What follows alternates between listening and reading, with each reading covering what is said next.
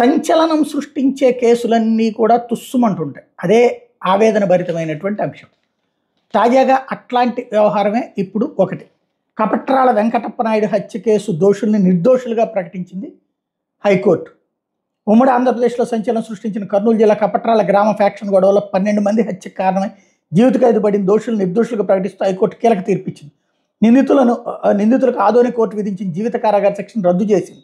ఈ మేరకు హైకోర్టు న్యాయమూర్తులు justice K Suresh Reddy, justice BBLN చక్రవర్తులతో కూడిన ధర్మాసనం శుక్రవారం తీర్పు చెప్పింది. కర్నూలు జిల్లా దేవరకొండ మండలం కపట్రాల గ్రామానికి చెందిన పాలిగారి వెంకటప్ప నాయుడు, మాదాపురం మద్దిలేటి నాయుడు కుటుంబాల మధ్య ఫ్యాక్షన్ గొడవలు ఉన్నాయి. ఈ నేపథ్యంలో 2008 మే 17 వెంకటప్ప నాయుడుతో పాటు మరో 10 మందిని వాహనాలతో ఢీకొట్టి బాంబులు విసిరి వేట కొడవలతో అత్యంత దారుణంగా హత్య చేశారనే ఆరోపణలతో మద్దిలేటి నాయుడు సహా మరికొందరి మీద అప్పట్లో దేవరకొండ పోలీసులు కేసు నమోదు చేశారు. హత్యానేర నిరూపణ కావడంతో కర్నూలు జిల్లా ఆదోని 2వ అదనపు జిల్లా సెషన్స్ కోర్టు 17 మందికి జీవితకాలం కఠిన కారాగార శిక్ష విధిస్తూ 2014 డిసెంబర్ 10న తీర్పిచ్చింది. వివిధ సెక్షన్ల కింద మరికొందరిని దోషులుగా ప్రకటించింది. ఆదోని కోర్టు ఇచ్చినటువంటి తీర్పును సవాల్ చేసి దోషులు అప్పట్లో హైకోర్టులో అప్పీలు దాఖలు చేశారు. వీటి మీద విచారణ జరిపిన ధర్మాసనం ఇటీవల తీర్పును వాయిదా వేసింది.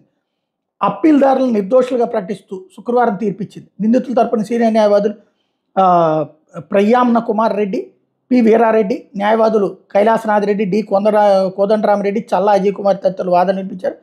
నేర నిరూపణకు పోలీసులు కోర్టు ముందు ఇచ్చిన సాక్ష్యాధారాలు నమ్మశక్యంగా లేవని వాదిస్తే అంగీకరించింది.